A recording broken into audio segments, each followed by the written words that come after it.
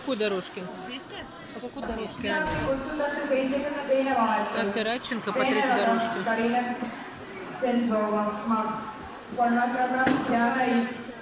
Itsenko, maat 400, Astrid Naha-Peitsen, Fortuna.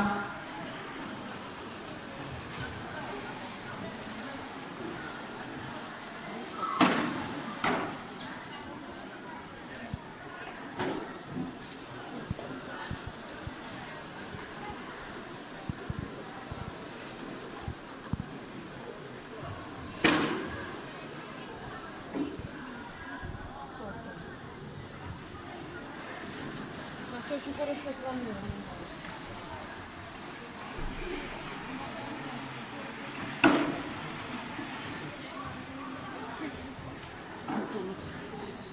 Почему?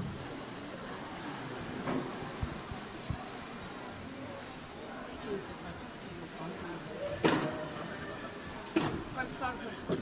Нет. Стрелка близко фальстарт. Ну да.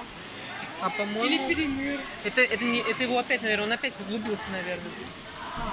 Занырнул, наверное. Это его тема. Ну, да, что-то сейчас не так. Тогда Паша первый. Вон Антон идет.